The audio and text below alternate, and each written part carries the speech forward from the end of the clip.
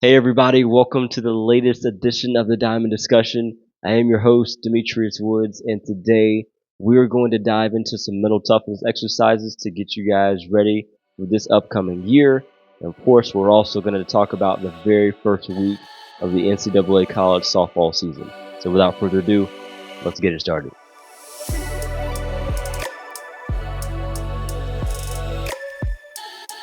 Hey everybody, and welcome to episode number 48 of the show. We are closing in on that big episode number 50.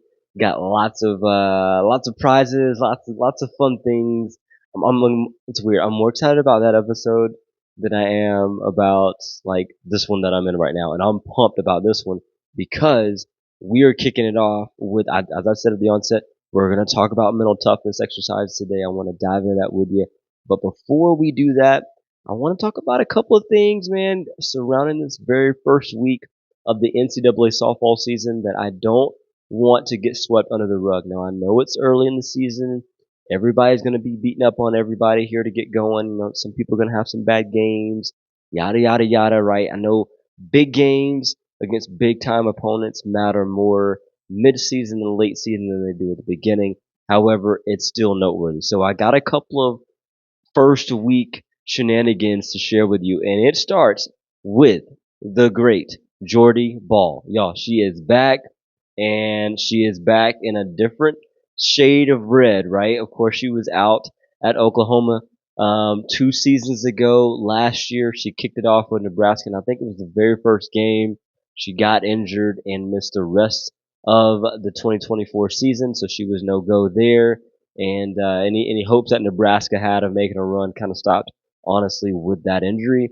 And so now she's back, man, and she's gone toe to toe with Nyjah Kennedy already. She's at Texas Tech. She's gone toe to toe with Carlin Pickens at Tennessee. Not to mention, she picked up a win against Tennessee, which was I thought was pretty awesome. Number 5 ranked team in the country in Tennessee. They've got big Women's College World Series aspirations once again this coming year. So I thought that was a big early season win for them, and I think it took some good energy, some good heroic efforts. I think from Texas Tech to take down Nebraska. So I think Nebraska may be one of those teams, man, that you see make a run in their conference, and who knows? Who knows? We'll see what happens when it comes time to dance. But we got a whole lot of softball before that. What else we got? Don't want to sweep under the rug that number 12 Florida State. Okay, they took down. Actually, not only did they take them down, they run ruled Oklahoma, number 4 Oklahoma State in 5 innings. All right, so for what that's worth, all you Oklahoma State fans out there, did I say Oklahoma? I meant Oklahoma State if I said that. But either way, Oklahoma State, man, if listen, if you think that they are going to go away quietly, you got another thing coming. I think Oklahoma State's going to be right there with the best of them in the top of that conference there. Obviously, no Texas, no Oklahoma to contend with this year. And I believe they're going to be the top of their conference. So I expect them to be a top 10 team when it's all said and done. But Florida State, man, getting an early victory to start the year off against them, I think that's a big confidence booster for the Seminoles.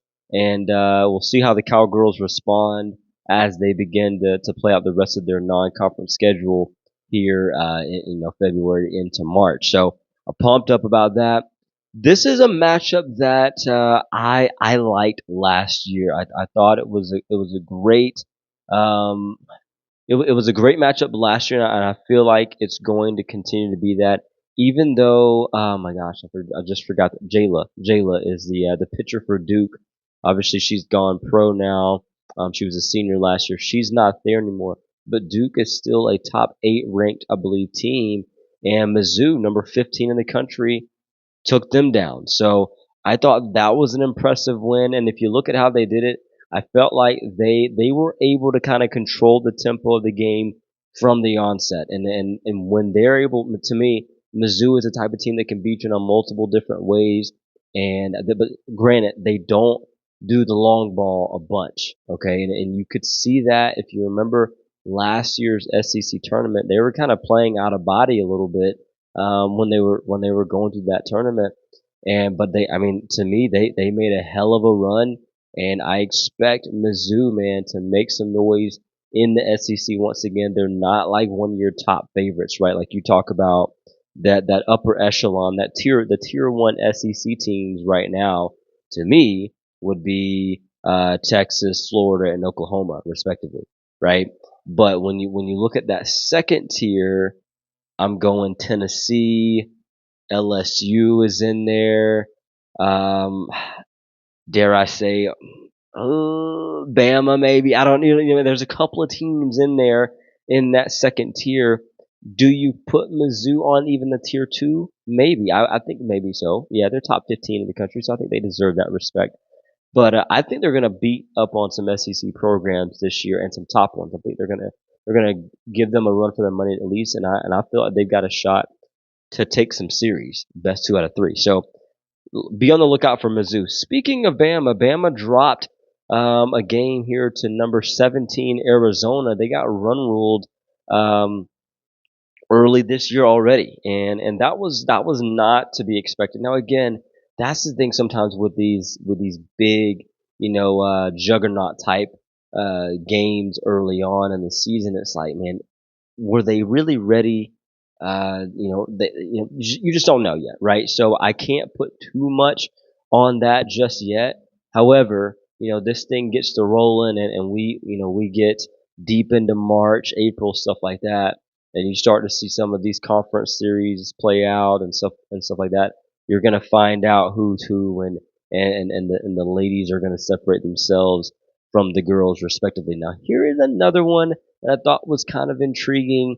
Number 3, Oklahoma required extra innings to take down San Diego State. Now, granted, for those Aztec fans out there, San Diego State, no disrespect, no slouch to them. I think that they're gonna put together a pretty decent season. Also, I'm rooting for their counterparts as well. University of San Diego. Big play Shay Knighton is out there. Shout out to Shay Knighton, man. She's coaching at the University of San Diego. I think they just got a brand new facility, turf field out there too. So anyway, San Diego's doing big things as well as that San Diego State, obviously. However, again, Oklahoma required extra innings to do that, and that's going to be something to watch this year. Are they going to be beating teams like they have in the past? Some of those, mid-major Division One programs out there. Are they gonna handle business as they should, and as they have in the past? Who knows? We'll see about that. Another top 10 team that required extra innings to beat a mid-major would be LSU. My girls, my Tigers of Baton Rouge, number 7 LSU. They needed extra innings to beat Southeastern Louisiana. Now, this is one where I look at Southeastern Louisiana as one of those trap schools, man. They really are, not in like a bad way. I'm like trap school for LSU, because it seems like when they play some of those in state schools like La Tech, Southeastern Louisiana, and of course the Louisiana Raging Cajuns, like those teams right there, man. You just never know what the response is going to, because I feel like those schools, man, they're getting up for this game. They're getting to play the, the standard of Louisiana in LSU. So again, it's Southeastern Louisiana, man. Shout out to those ladies pushing the Tigers to the limit there. I think that was a 3-2 ball game. So 2 top 10 teams, man, requiring extra innings to take care of inferior opponents. And then one last one here. I just got to shout out my girl, man. Raylan Chafin, SEC Player of the Week for Mississippi State University. My gosh, she absolutely did her thing this week. I think she recorded over 22 innings, I believe, and they were able to take down Texas Tech and Nyjah Kennedy early this season, and I think that's a big deal, man, because I'm excited to see what Nyjah Kennedy brings to the table at Texas Tech. She's already gotten off to a pretty good start in her own right. Dude, she dropped a bomb off of Jordy Ball, which was crazy. I love, dude. Nyjah Kennedy's energy is so contagious. So a shout out to Nyjah Kennedy, but big shout out to Raylan Chafin. If you haven't seen my episode with Ray, man, she talks all things pitching. Just big fan of Raylan. So check her out and see if you can learn a few nuggets about the art of pitching. That is. So anyway, let's jump into just a quick stat that I felt like was worthy of mentioning because and this kind of came from a question that I got off the books from somebody. We were just kind of talking casually about high school softball, where it's going, where it's been, yada yada yada, and so just hear me out for a second. So where's it going? I guess, or excuse me, where's it been? Well, it's been kind of in the dumps, if you ask me. Over the last decade or so, it has begun to rise at a clip that's unprecedented, right? It's been in the dumps in a sense because it hasn't gotten the attention that it's deserved, and so nowadays it's getting more and more attention, whether it be at the school ball level, at some programs out there, some of those upper epsilon programs, but a lot of it's coming from the travel ball sector. And I'm really excited to say that. I'm really excited to be a part of that. As a travel ball coach myself, and somebody who has invested a lot of hours into just softball players in Georgia, it's cool. It's really unique, and I'm glad to see where the game is progressing. And I want to keep it that way. I want to keep it at that clip, right? Because there's no such thing as really being stagnant in anything in terms of like the popularity and the growth of it and the investment within the sport, right? Either you're going forward and climbing and growing and getting better, or you're taking steps back in a bit of a decline, right? So the college game is at an all-time high right now, and I think it's getting even better. The high school game hopefully is following suit. There's so much good competition out there. So a lot of bad, obviously too, but that's with any sport. But right now, man, the game is in a good place, and I'm feeling good about where it is, and so much so that it's producing more and more, right? More and more Division One talent across all the entire country, right? Every state minus one, I won't mention the one, but every state minus one produced at least five, maybe six Division One softball players in 2024. And I think that's pretty cool, right? And you may say, oh my gosh, the whole state, they couldn't produce but five or six. That doesn't matter, okay? It's the fact that previously that hasn't been the case. It hasn't been that level of consistency. And so, again, although that's a very small number, it's a number that's greater than zero across the board. So I think that's a huge ordeal. And again, that's just at the Division One level, right? You've got so many other levels and so many just really competitive softball out there. Yo, we've got great opportunities, right? We've got great opportunities to really push the game to a higher clip. Now, you look at the top five states out there that have, that produce the most softball players at the D1 level, right? So high school softball players at the D1 level in 2024, you had California, you had Florida, you had Georgia. Those were your top three right there, and then you had Texas. Texas was in the top three. Georgia was number four, and then Illinois sitting at number five. So again, those were your top five. And if you look at the numbers, California just gaudy numbers. Over 1,200 Division One players coming out of California, almost 700 coming out of Texas, and then over 300 coming out of Florida, Georgia, and Illinois individually on that front. So I just like I said, just great numbers in those states. As a Georgian, I guess I'm a Tennessean nowadays, but as a former Georgian at least, I'm very very proud of the great state of Georgia, the Peach State, and because I feel like 335 uh, players at the Division One level is a very high number for Georgia's population. So, but again, that regardless, guys, I think that the game is in a great place, and I think that those stats are cool. But I encourage you, maybe I'll come back on and share in the next week or two. But I'd encourage you to go look up just some simple numbers of how many softball players are truly taking their talents to the next level and going, hey, you know what? I don't want to just stop at high school, man. I want to go play some JUCO ball. I want to go NAIA D3 because I've got amazing academics there. I'm going to go Division 2 and see if I can, get my whole situation paid for. Right. So, it's not just the D1 out there, but just know the talent pool is getting so much better.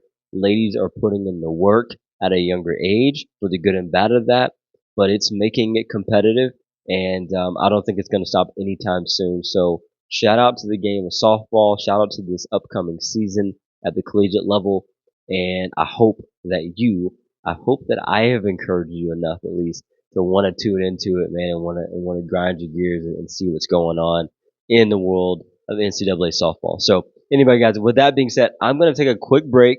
And when I come back, I'm going to share with you 5 or 6 mental toughness exercises. And don't zone out on this part, even if you're a coach or, just a fan of the show, which I appreciate everybody.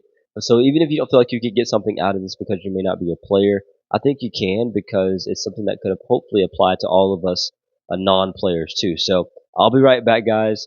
Stay tuned.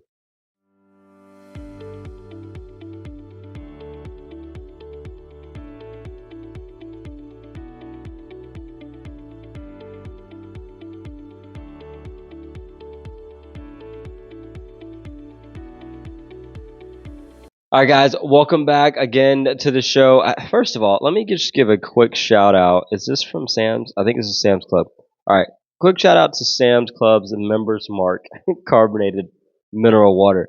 This thing is like, it's so strong. Like, I don't know if you guys, I don't go to McDonald's very much at all, but if I do, I'm probably going to grab a Sprite and some French fries or something. And when I get McDonald's Sprite, man, I feel like it's the strongest thing on earth, like as far as like the carbonation in it.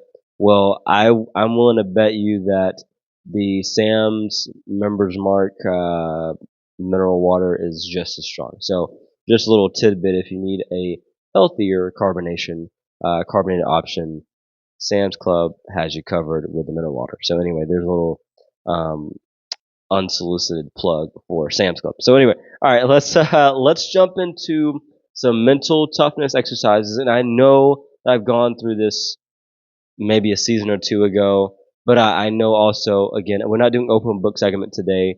I apologize. I get back to it, I promise. But this is actually answering some of y'all's questions. So technically I am. Anyway, mental toughness exercises that I kind of wanted to go through with you and maybe talking directly to the coaches about this so that you can kind of help your players with this stuff. Because some players, I know some of you listen, like you don't exactly know how to go about it. And I know really with all 5 or 6 of these that I'm going to go over right now, there's a multitude of ways, and maybe I'll dive into a couple of them, but there's a multitude of ways of going about it. That's more effective for you personally. But I'm going to start with number one. Number one to me is being able, well, not, this is not number one on my list at least, but being able to visualize the situation or the scenario. Okay.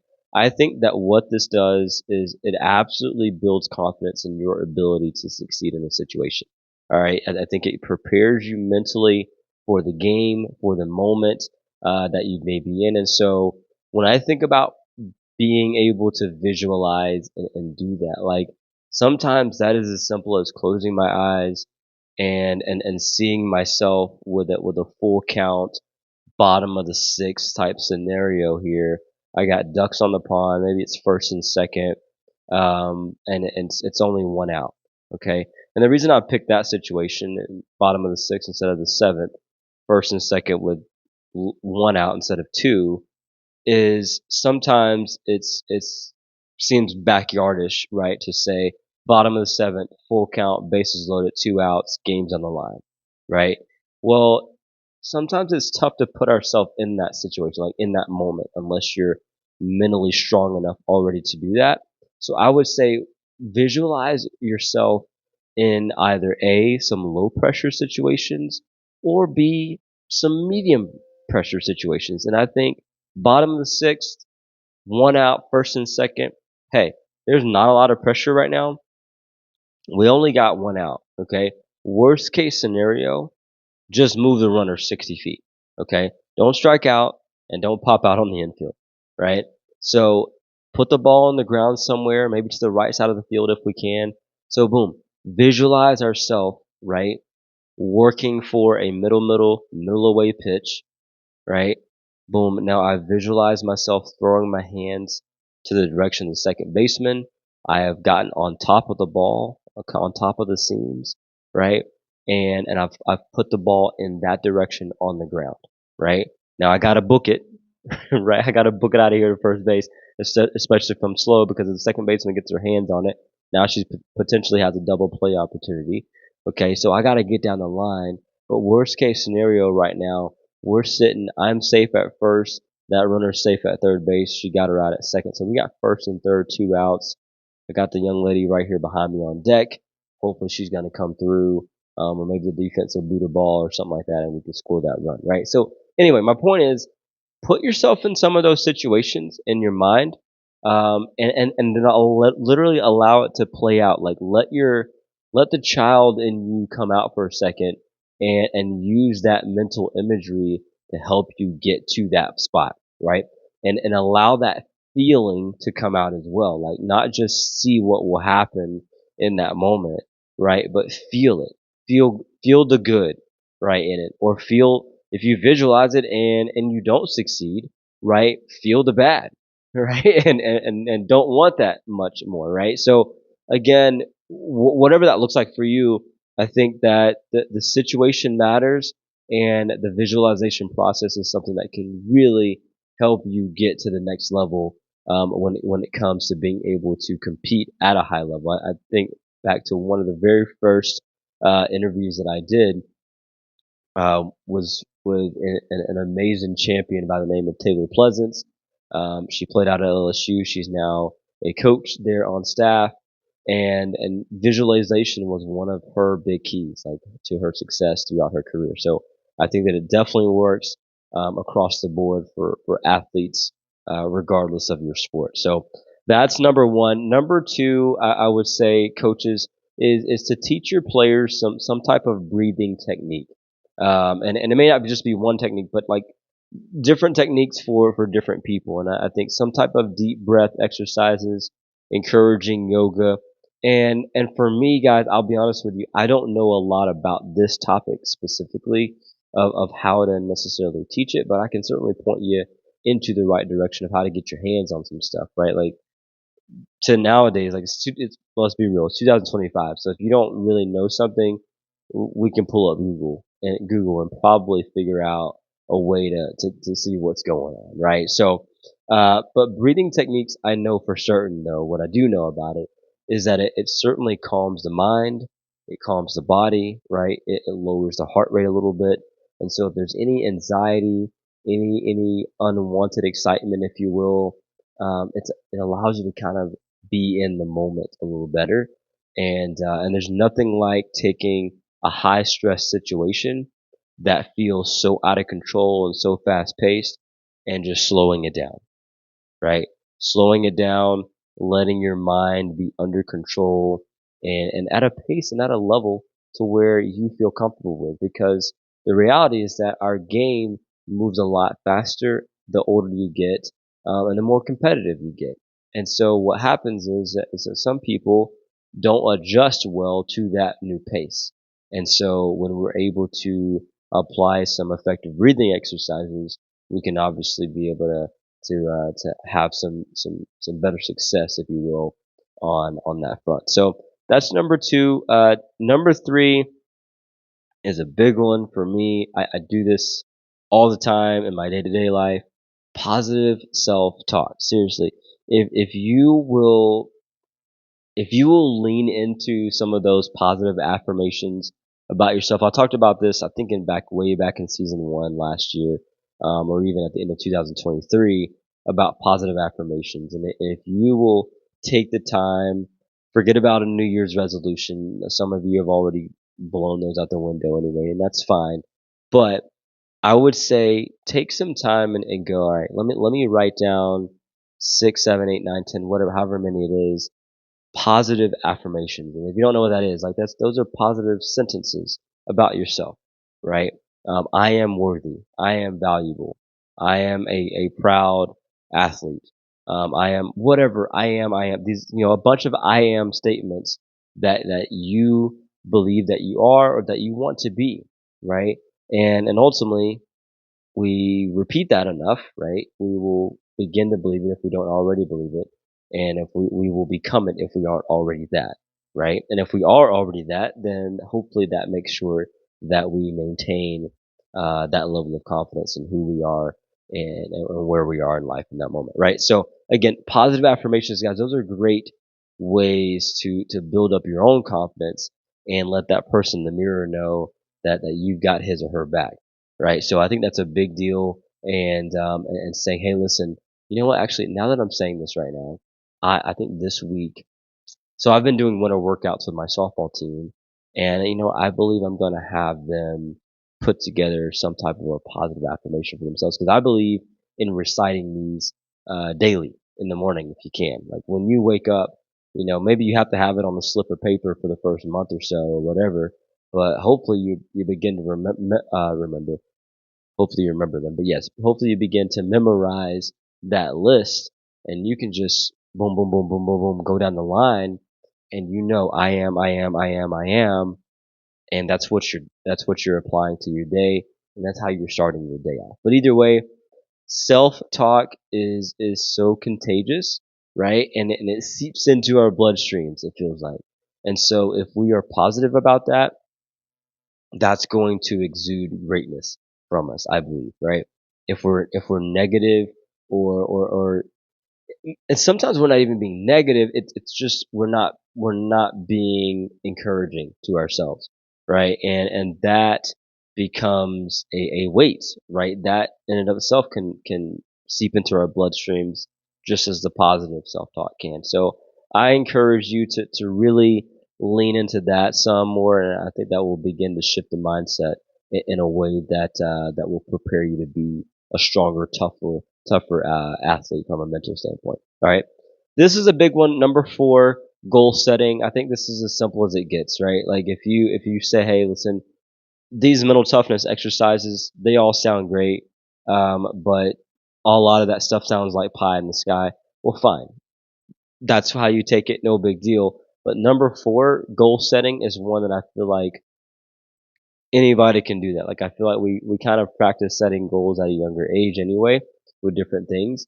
I just would say that when you are preparing to set some goals, like make sure that they're attainable, right? Begin to set some goals that you can reach out and grab without a lot of effort. You want to have some effort into it for sure, but like set some easy ones and then like kind of string yourself along a little bit and begin to kind of reach a little bit further, right? Um, to so you get to a point to where you kind of have to go, instead of crawling to a goal, you kind of have to walk and then run and then sprint or what have you. So I think goal setting is going to be a big deal. The one thing I'll add to that though is short term and long term. Okay, when you get to wrap your mind around that fact, okay, well, I like this goal, but is this a short term scenario or is this long term? Right? Because, for example, I want to bat 350 this year. Okay, great. Well, is that 350 over the next 10 games? Is that 350 for the year? Is that 350? When is that? Right? So, I know there's smart goals, right? We talk about that, like, don't, I forget what the acronym is, so I don't even make me quote you on that one. But my point is, everybody knows what SMART goals are for the most part. If you don't know, Google it. But you want to be able to set attainable goals, put a date on it, right? Have a timetable, all of that jazz, because I think that's important. All right. Number 5, this kind of goes into visualization, breathing exercises, things like that. But I like to call this mindfulness and meditation. I've gone through some of this with some of my players, as I mentioned, I think week before last. No, last episode 47.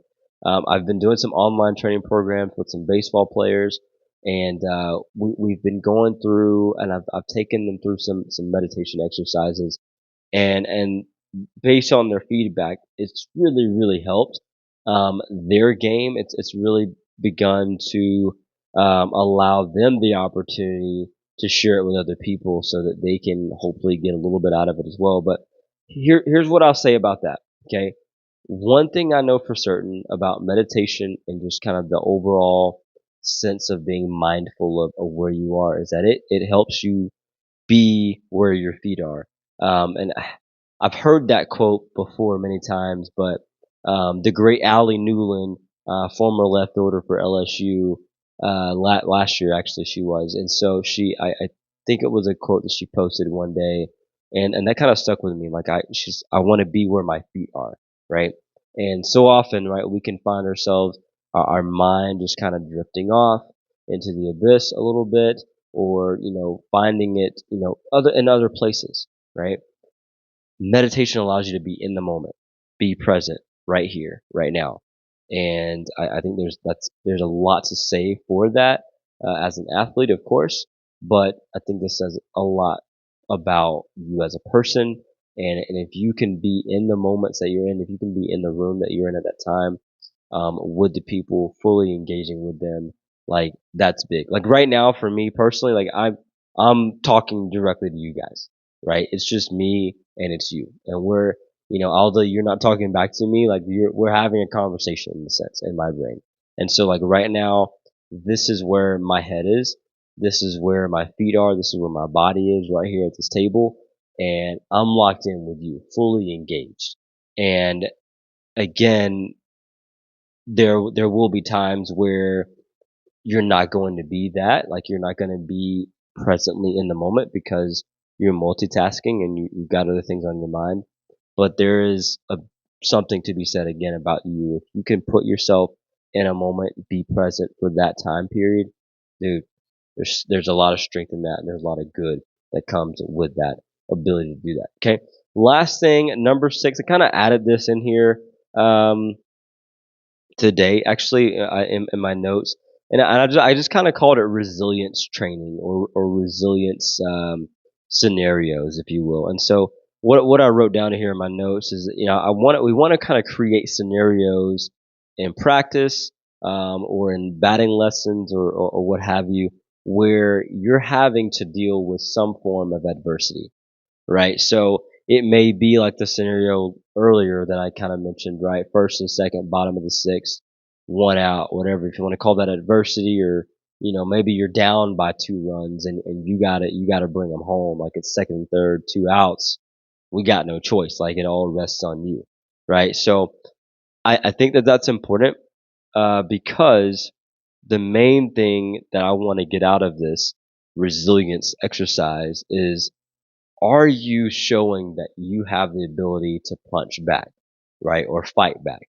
All right. And because, excuse me, because what we're trying to get out of this exercise is saying, okay, if I am down, what is my response? What is my response time, right? What is my reaction itself? What is the response? And am I okay? Am I good with my response time and the response itself? Okay. If you can say, yes, I'm good with that, like this is good, like I'm good with my approach to this scenario and this situation, great, we're good, right? Because here's the reality: in the game of softball, in the game of baseball, really any sport, honestly, your approach matters a lot, right? Like obviously the result matters. To me, your approach matters more, because the approach is something that you have trained for, right? It is, or not trained for, depending on how much you've trained, right? So if your approach is consistent every time, then that means you have trained your body, your mental, to respond in a certain way in a certain situation, on the field and in life, right? Which is a good thing the majority of the time, right? If you've trained your body to do something. In a sense, we can also make that a bad habit, right? We can train to not do things the right way as well. But hopefully, in this scenario, we're training our body to do the right thing at the right time and to respond effectively. And hopefully, the result more times than not will be one that you're looking for based on your training. So again, that would be number 6 on that front. That's my last one of these mental exercises. I hope that, guys, that makes sense to you, because I feel like we are entering, an era. I say entering, we're already there, if we're being honest. We're in an era where high school athletes, even middle school athletes, honestly, are softer. Just saying it for what it is, right? Like It's not like I was like a big tough guy or anything like that, but I just feel like we're softer in general. Like I see it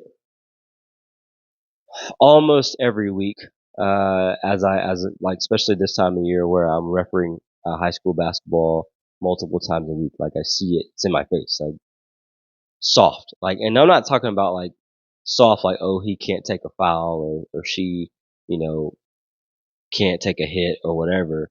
No, I'm not talking about physically soft. I'm talking about mental softness, right? Where you are not handling your coach jump down your throat because of something you did, right? Now again, sometimes coaches, we can be, off the charts and it's not warranted. Fair enough. But if a coach is like, hey, this is not what we worked on in practice, you screwed it up because of your lack of focus or your lack of attention to detail or you're being lazy or whatever the situation may be, like people break down and it's almost like a consistent like deal, right? So again, all that to say, mental toughness, man, I think it's important as an athlete, regardless of whether or not you have a coach who jumps down your throat. Like I think it's a big deal to have mental toughness because of that last word that I used there in the exercises, resilience. Like you want to be able to be resilient in scenarios that you don't necessarily succeed in that very moment because what's going to happen is that moment's going to find you again and the reality is that you want to be able to have a good enough approach to where you can hopefully flip that result on its head if it wasn't the one that you got on the first occasion. So again, mental toughness, it means a lot to me. I think we're going to stay on it throughout the year. And because I think just training the mind is such a big deal. I think we can go, not that I'm your therapist by any means, I think there's something to be said about strengthening the mind just as much as we hop in the weight room. So anyway, guys, I'm going to jump into our thought you should know moment and wrap this show up. And I saw this, I saw it on Twitter or X or whatever. And it came from, gosh, who was it? Queen Luciano, I believe is her name. And I don't even know who this is. I hope she's got a blue check mark. So she's pretty popular. I probably should know who she is. So forgive me, Queen Luciano, if I don't know you, but I liked what she said on X and it came across my feed the other day. And she said, absolutely nothing that is meant for me will require me to compromise my integrity, lower my energy, or abandon my values and boundaries to receive it. And I just love that. Okay, I love that because that just means simply like if it's for me, it's gonna be for me, and I'm gonna be able to maintain my character and judgment and who I am. And I like that because if you gotta stoop below your level of expectation or your level of excellence to achieve something or receive something, it's probably not for you, and that's okay, right? Our integrity, man, and our reputation that lives with us. And you may find yourself at some point in life where that's all you got is your integrity and your reputation, right? And so I encourage you guys, man, to go shoot for the moon always, right? Go get what you got to get for you and your family and your life, and but don't forget to give as well, right? But also more importantly, don't forget to maintain your values and the person that you are, that you know that you can be, ultimately being the best version of who you are. So anyway, guys, with that being said, I hope you've enjoyed the show. I've enjoyed sharing this with you and I really love getting out here, man, every single week with you guys. Again, for those of you who don't know, as I mentioned in the last episode, I have relocated from, Georgia to Nashville, Tennessee. So I am a resident of this beautiful city of Nashville. So anyway, with that being said, guys, I am going to wrap this show up like we always do. Please let every single thing you do be done in love, because at the end of the day, that is truly what makes this world go round. Thank you guys so much once again, as always, for tuning in, and we'll catch you next time.